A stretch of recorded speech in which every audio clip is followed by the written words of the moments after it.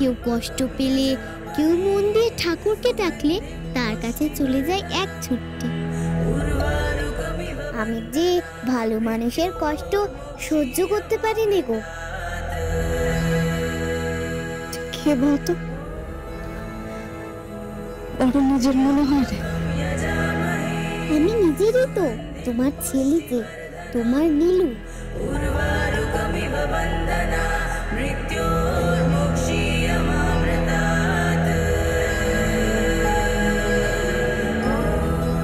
তুই তুই নীলু, বাবা নীলকণ্ঠ।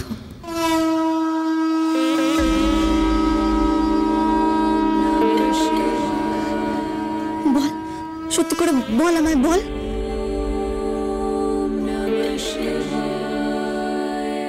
পারবে না কেন রে? আর তো কোনো বাধা রইল না রে। কি বলুন মা? হ্যাঁ, কিঞ্জল আর চিত্রার ফুলসজ্জা হতে তার কোনো বাধাই নেই। বাধা তো তৈরি করেছিল ওই নকল পঞ্চমী নানান অজুহাত দিয়ে।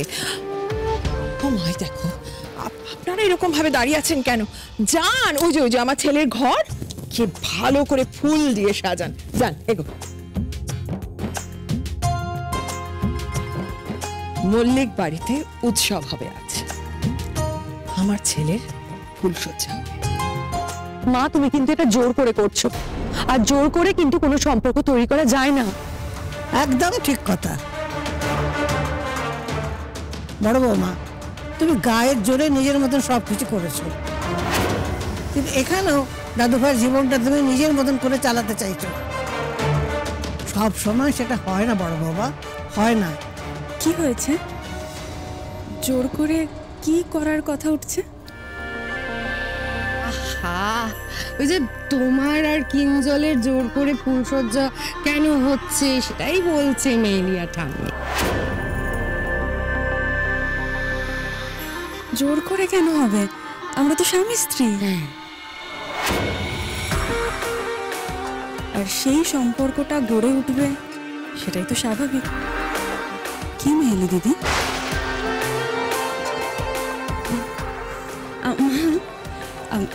আপনার কাছে না আমার একটা আবদার আছে। হ্যাঁ, বলো না। আমি চাই আমাদের ঘরটা কৌরবদা আর মেহেলি দিদি সাজা।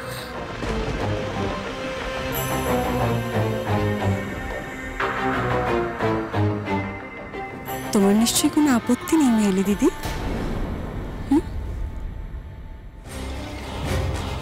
আর মা, আপনি আর অদ্রিজা ওই পঞ্চমীর ঘরটা রসুন দিয়ে সাজিয়ে দিন। তুমি একদম নিশ্চিন্তে থাকো। যা, সাজগোজ শুরু করো। ভালো করে সাজবে।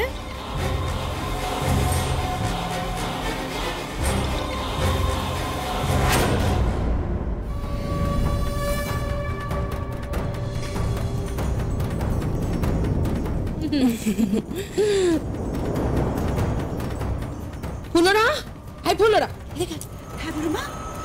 যা, দোকানে যা, একটু বেশি করে রসুন নিয়ে আয় তো।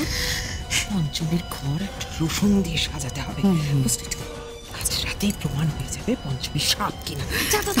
এক্ষুনি যাচ্ছি।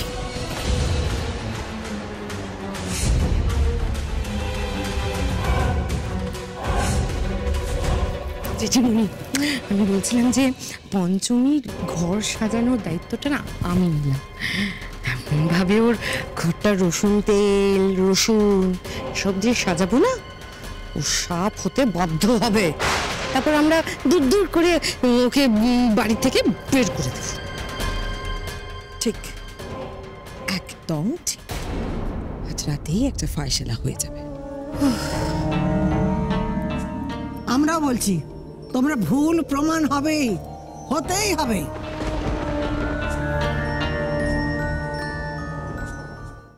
আমরা ফুলসজ্জার ঘর সাজাবো, নিচ থেকে পাঠালো।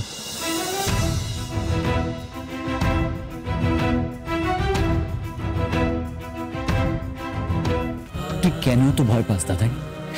দেখ, তুই যেটা চাস আর যেটা চাস না সেটা স্পষ্ট করে বল। কিসের ভয় তোর?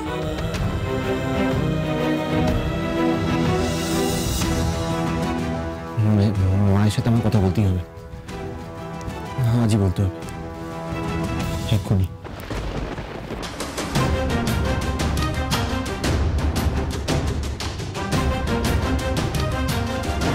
সত্যি করে বল, তুই বাবা নীলকণ্ঠ তাই না রে? তাই জন্যই আমার কাছে এসেছিস? তোর কীর্তিকাণ্ডের তল আমি খুঁজে পাইনি, যেমন বাবা নীলকণ্ঠের মহিমা বুঝে উঠতে পারিনি।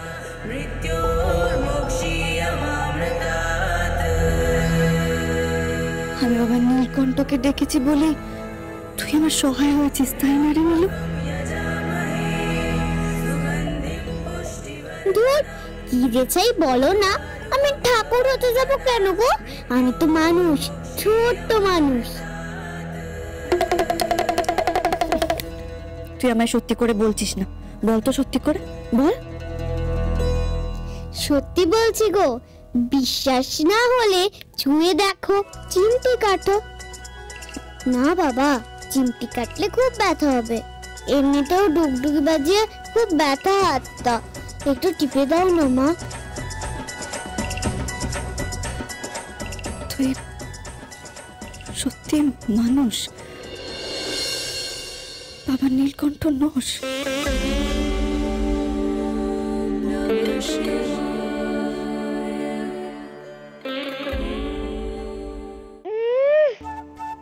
নীলকণ্ঠ হতে আমার বয়ে গেছে, সে তো পাথর, একটা পাষাণ একেবারে।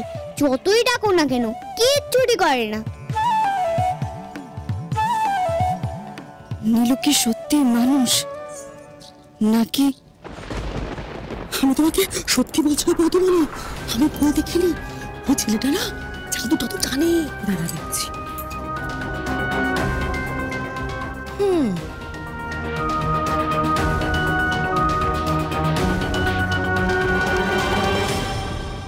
খেনে খেনে যত আদর খাওয়ার খেনে, আজ রাতে তোদের খেল খতম। আমি তো আদর খাচ্ছি, তুমি কি খাবে? কাঁচকলা না কচু? ছেলে একটা, হ্যাঁ, ওদের দুটোকে না দূর করলে আমি শান্তি পাই। আচ্ছা পঞ্চমী, বলো তো এই ছেলেটা আসল না নকল? না মানে সত্যি পাতানো ছেলে নাকি অন্য কোনো গল্প আছে? মানে গ্রামে কুমারী অবস্থায় হয়ে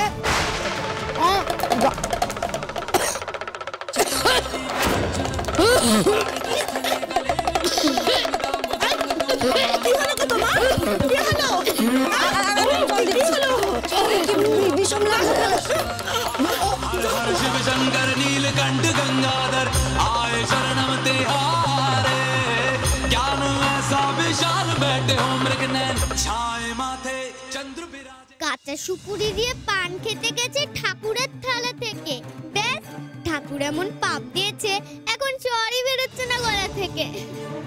এ বাবা নীলকণ্ঠ, তুমি ওনার গলার শট পিরিয়ে দাও, নাহলে অত্রিজা দিদির সমস্ত রাগ গিয়ে নীলুর ওপর পড়ে। যদি তুই আর আমায় সাহায্য করবি না নীলু, কথাতে এত রসুনের গন্ধ সহ্য করবো কেমন করে? ঘরের ভেতর গেলে সাপ হওয়া থেকে নিজের আটকাবো কেমন করে আমি?